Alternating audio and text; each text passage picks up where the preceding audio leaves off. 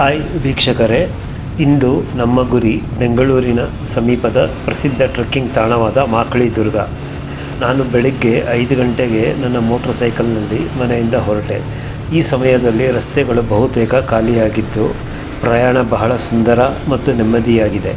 ತಂಪಾದ ಗಾಳಿ ಮತ್ತು ಟ್ರಕ್ನ ಉತ್ಸಾಹ ಈ ಬೆಳಗಿನ ಪ್ರಯಾಣವನ್ನು ಇನ್ನಷ್ಟು ವಿಶೇಷವಾಗಿಸಿದೆ.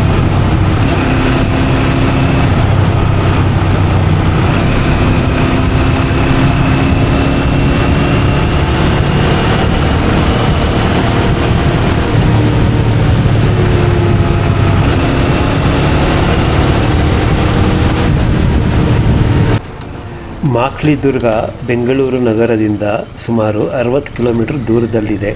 ದಾರಿಯುದ್ದಕ್ಕೂ ಹಳ್ಳಿಗಳ ನೋಟ, ಹಸಿರು ಹೊಲಗಳು ಮತ್ತು ಸುಂದರ ಪ್ರಕೃತಿ ಕಣ್ಮನ ಸೆಳೆಯುತ್ತವೆ. ದೂರದಿಂದಲೇ ಮಾಕ್ಳಿ ದುರ್ಗ ಬೆಟ್ಟ ಕಣ್ಣಿಗೆ ಬೀಳುತ್ತದೆ. ಸುತ್ತಮುತ್ತಲಿನ ಪ್ರದೇಶಕ್ಕಿಂತ ಎತ್ತರವಾಗಿ ನಿಂತಿರುವ ಈ ಬೆಟ್ಟ ಸಾಹಸ ಪ್ರಿಯರ ನೆಚ್ಚಿನ ತಾಣವಾಗಿದೆ.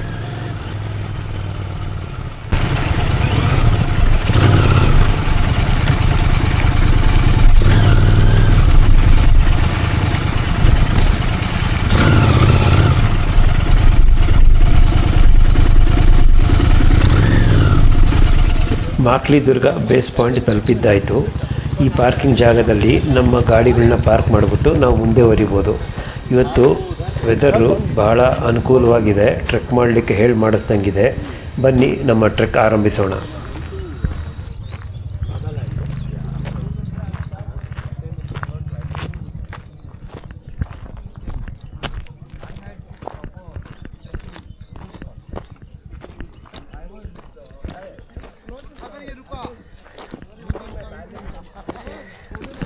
ಮಾಕ್ಳಿ ದುರ್ಗ ಫಾರೆಸ್ಟ್ ಆಫೀಸ್ ತಲುಪಲು ನಾವು ಮೊದಲು ಇಲ್ಲಿರುವ 2 ರೈಲ್ವೆ ಟ್ರ್ಯಾಕ್ಗಳನ್ನ ದಾಟಬೇಕಾಗುತ್ತೆ. ಈಗ ತಾನೇ ಸೂರ್ಯ ಮೇಲ್ ಬಂದಿದ್ದಾನೆ. ತನ್ನ ಬೆಳಕನ್ನು ಎಲ್ಲ ಕಡೆ ಚೆಲ್ಲುತ್ತಾ ಇಲ್ಲಿರುವ ಹಕ್ಕಿಗಳು ತನ್ನ ಚಿಲಿಪಿಲಿಗಳಿಂದ ನಮ್ಮನ್ನು ಸ್ವಾಗತಿಸ್ತಾ ಇದೆ. ಮಾಕ್ಳಿ ದುರ್ಗ ಬೃಹದಾಕಾರದಲ್ಲಿ ನಿಂತು ನಮ್ಮನ್ನೇ ದಿಟ್ಟಿಸಿ ನೋಡ್ತಾ ಇರೋವಾಗ ಅನ್ನಿಸುತ್ತೆ. ಇಂದು ಶನಿವಾರವಾಗಿದ್ದು ತುಂಬ ಜನ ಟ್ರಕ್ಕರ್ಸ್ನ ನಾವು ನೋಡಬಹುದು. 6 ಗಂಟೆಗೆ ಬಂದಿದ್ದಾರೆ.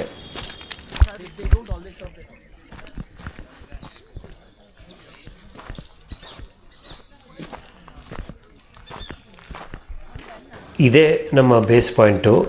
ಇಲ್ಲಿ ನಮ್ಮ ಟಿಕೆಟ್ನ ತಪಾಸಣೆ ಮಾಡಿ ನಂತರ ನಮಗೆ ಅನುಮತಿ ಕೊಡ್ತಾರೆ ಟ್ರೆಕ್ ಆರಂಭಿಸೋದಕ್ಕೆ. ಇಲ್ಲಿ ನಾನೊಬ್ಬನೇ ಬಂದಿರೋದ್ರಿಂದ ನನಗೆ ಇಲ್ಲಿರೋ ಆ್ಯರೋ ಮಾರ್ಕ್ಸ್ನ ಜಸ್ಟ್ ಫಾಲೋ ಮಾಡ್ಕೋತಾ ಹೋಗಿ ನಾವು ಶಿಖರ ತಲುಪಬಹುದು ಅಂತ ಹೇಳಿದರು.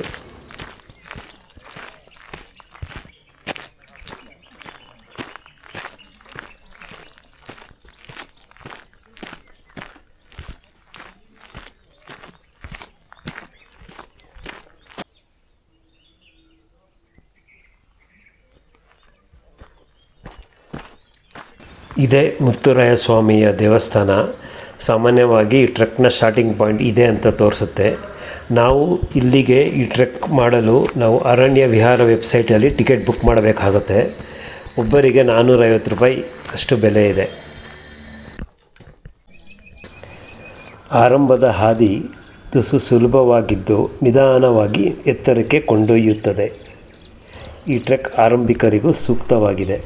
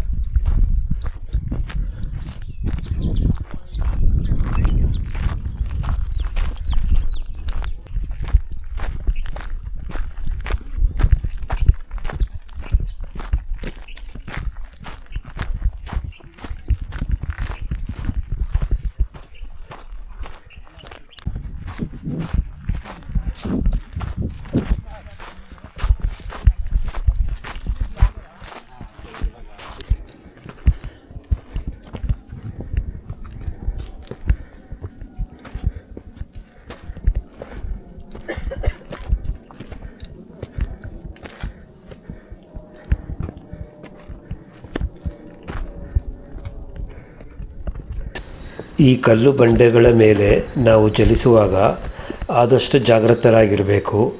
ನಾವು ಮೇಲೆ ಏರಿದಂತೆಲ್ಲ ಸುತ್ತಮುತ್ತಲಿನ ಸೌಂದರ್ಯ ಇನ್ನಷ್ಟು ವಿಸ್ತರಿಸುತ್ತೆ.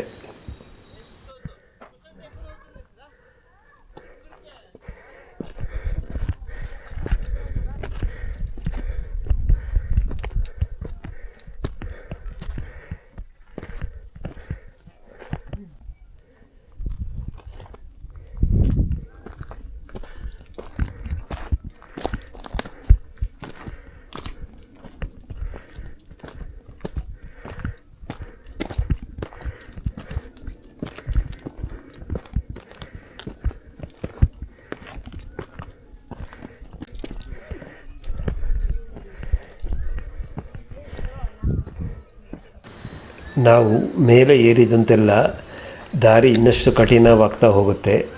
ನಮ್ಮ ಕಾಲುಗಳಿಗೆ ಒಳ್ಳೆ ಎಕ್ಸಸೈಸ್ ಇದು.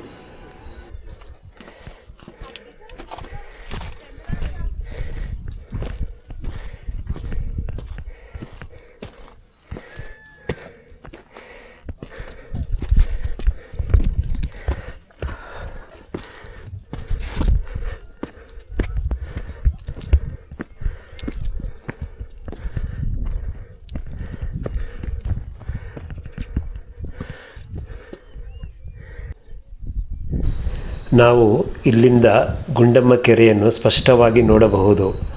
ಹಾಗೆಯೇ ಇಲ್ಲಿರುವ ಸುತ್ತಮುತ್ತಲಿನ ಬೆಟ್ಟ ಸೂರ್ಯಕಿರಣಗಳಿಂದ ಹೊಳೆಯುತ್ತಿರುವುದನ್ನು ನೋಡಬಹುದು.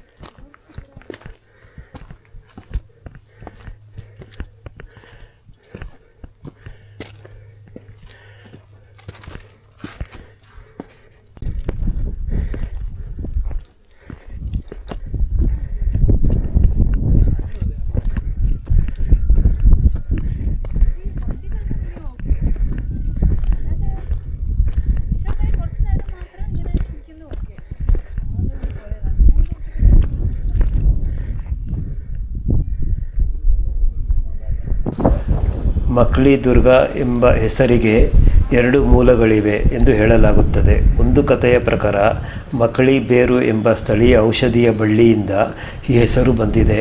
ಇದರ ರಸವನ್ನು ಸಾಂಪ್ರದಾಯಿಕ ಆರೋಗ್ಯ ಪಾನೀಯ ತಯಾರಿಸಲು ಬಳಸಲಾಗುತ್ತಿದ್ದು ರಕ್ತ ಶುದ್ಧೀಕರಣಕ್ಕೆ ಸಹಾಯಕ ಎಂದು ನಂಬಲಾಗಿದೆ. ಮತ್ತೊಂದು ಕಥೆಯ ಪ್ರಕಾರ 1800 ದಶಕದ ಕೊನೆಯಲ್ಲಿ ಈ ಕೋಟೆಯನ್ನು ಧಾನ್ಯ ಸಂಗ್ರಹಣಾ ಕೇಂದ್ರವಾಗಿ ಬಳಸಿದ್ದ ಪಾಳೆಗಾರ ಮಾಕ್ಳಿರಾಯ ಎಂಬ ಹೆಸರಿನಿಂದ ಮಾಕ್ಳಿ ದುರ್ಗ ಎಂಬ ಹೆಸರು ಬಂದಿದೆ.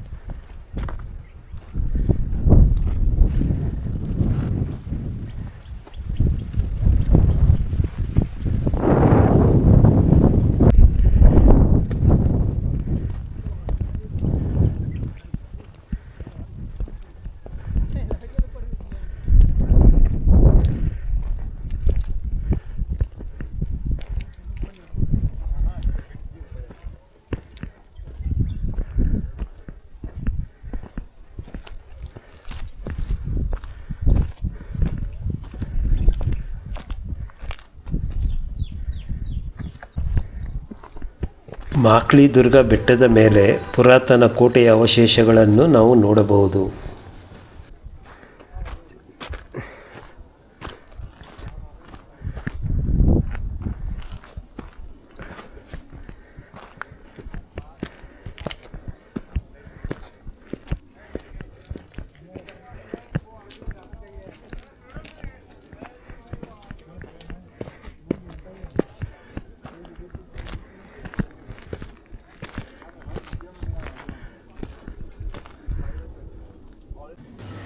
ಈ ಕೋಟೆಗೆ ಶ್ರೀಮಂತ ಇತಿಹಾಸವಿದೆ. ಮೊದಲು ವಿಜಯನಗರ ಸಾಮ್ರಾಜ್ಯದ ಆಡಳಿತದಲ್ಲಿದ್ದ ಈ ಕೋಟೆ ಅವರ ಪತನದ ನಂತರ ನಾಯಕರ ವಶಕ್ಕೆ ಬಂತು. 1600 ದಶಕದಲ್ಲಿ ಛತ್ರಪತಿ ಶಿವಾಜಿಯವರ ತಂದೆ ಶಹಾಜಿ ಭೋಸ್ಲೆ ಅವರು ದೊಡ್ಡಬಳ್ಳಾಪುರ ಪ್ರದೇಶವನ್ನು ಆಳುವಾಗ ಈ ಕೋಟೆಯ ಮೇಲೂ ಅಧಿಕಾರ ಹೊಂದಿದ್ದರು.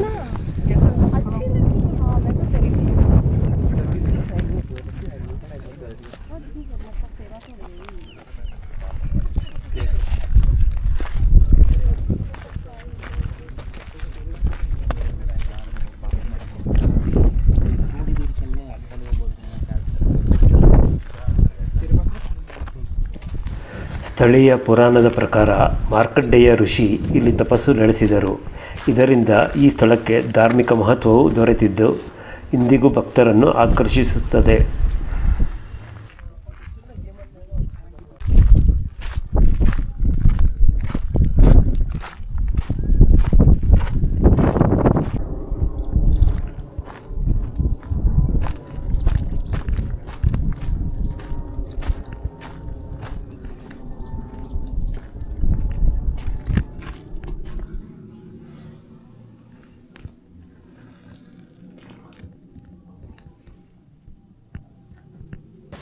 ಇಂದಿಗೂ ನಾವು ಕೋಟೆಯ ಅವಶೇಷಗಳನ್ನು ನೋಡಬಹುದು. ಇದರ ವಾಸ್ತುಶಿಲ್ಪ ಕುತೂಹಲ ಮೂಡಿಸುವುದು.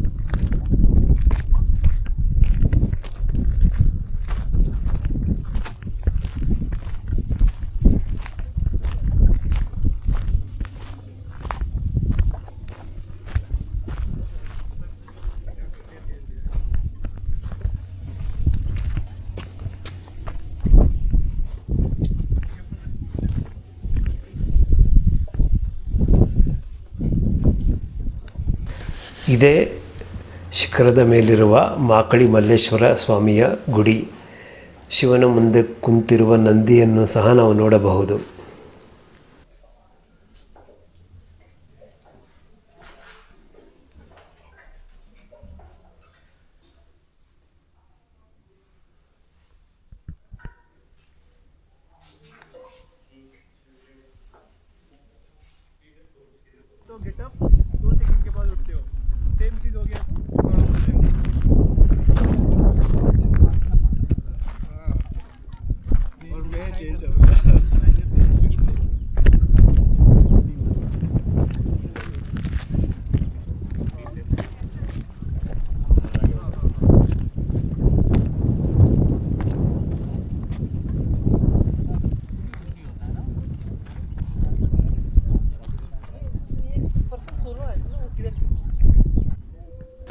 ಇಲ್ಲಿಂದ ಕಾಣುವ 360 ಡಿಗ್ರಿ ವ್ಯೂ ನಿಜಕ್ಕೂ ಮನಸೂರೆಗೊಳ್ಳುತ್ತದೆ.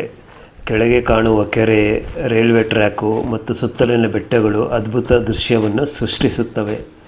ಫೋಟೋಗಳನ್ನು ತೆಗೆದುಕೊಳ್ಳಲು ಮತ್ತು ಪ್ರಕೃತಿಯನ್ನು ಆನಂದಿಸಲು ಇದು ಸೂಕ್ತ ಸ್ಥಳವಾಗಿದೆ. ಇಂಥ ಕ್ಷಣಗಳೇ ಟ್ರೆಕ್ಕಿಂಗ್ನ ನಿಜವಾದ ಸಂತೋಷವನ್ನು ನೀಡುತ್ತದೆ.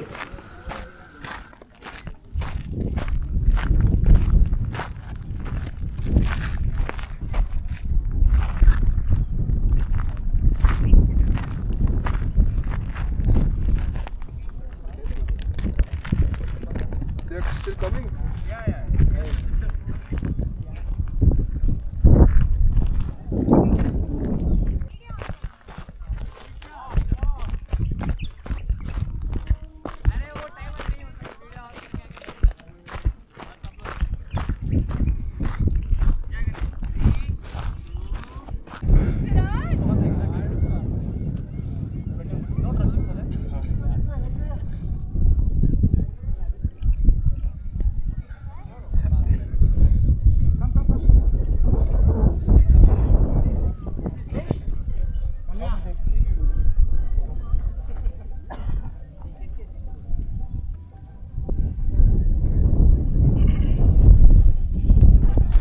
ಈಗ ನಾನು ಬೇಸ್ ಕಡೆಗೆ ಇಳಿಯಲು ಪ್ರಾರಂಭಿಸುತ್ತಿದ್ದೇನೆ. ಇಳಿಯುವುದು ಸುಲಭವಾದರೂ ಕಲ್ಲುಗಳ ಮೇಲೆ ಎಚ್ಚರಿಕೆಯಿಂದ ನಾವು ನಡಿಬೇಕು. ಒಟ್ಟಾರೆಯಾಗಿ ಮಾಕ್ಲಿದುರ್ಗ ಟ್ರೆಕ್ ಪ್ರಕೃತಿ, ಇತಿಹಾಸ ಮತ್ತು ಸಾಹಸದ ಅದ್ಭುತ ಸಂಗಮವಾಗಿದೆ. ಹೊಸಬರು ಟ್ರೆಕ್ ಮಾಡೋರಿಗೂ ಇದು ಬಹಳ ಸುಲಭವಾಗಿದೆ. ಆ್ಯಕ್ಚುಲಿ ನಮಗೆ ಟ್ರೆಕ್ನ ಡಿಸ್ಟೆನ್ಸ್ ಬಂದು 1.4 ಕಿಲೋಮೀಟರ್ಸ್ ಆಗುತ್ತೆ ಒನ್ ವೇ. ನಾವು ಸುಮಾರು 990 ಮೀಟ್ರಷ್ಟು ಮೇಲಕ್ಕೆ ಹತ್ತಬೇಕಾಗತ್ತೆ. ನೀವು ಆದಷ್ಟು ಬೆಳಗ್ಗೆನೇ ಈ ಟ್ರೆಕ್ನ ಆರಂಭಿಸೋದು ಒಳ್ಳೆಯದು. ಸಾಕಷ್ಟು ನೀರು ಮತ್ತು ತಿಂಡಿ ತಿನಿಸುಗಳನ್ನು ನೀವು ಕ್ಯಾರಿ ಮಾಡಿ. ಬೆಳಿಗ್ಗೆ ನೀವು 6 ಗಂಟೆಗೆ ಶುರು ಮಾಡಿದ್ರೆ ತುಂಬ ಸೂಕ್ತವಾಗಿರುತ್ತೆ. ನೀವು ಸೂರ್ಯ ಉದ್ಭವ ಆಗೋದು ನೋಡ್ಬೋದು ಮತ್ತು ಒಳ್ಳೆಯ ವೆದರ್ ಸಹ ಇರುತ್ತೆ. ಈ ವಿಡಿಯೋ ಇಷ್ಟ ಆಗಿದ್ದಲ್ಲಿ ಲೈಕ್ ಮಾಡಿ, ಶೇರ್ ಮಾಡಿ, ಸಬ್ಸ್ಕ್ರೈಬ್ ಮಾಡಿ. Thank you.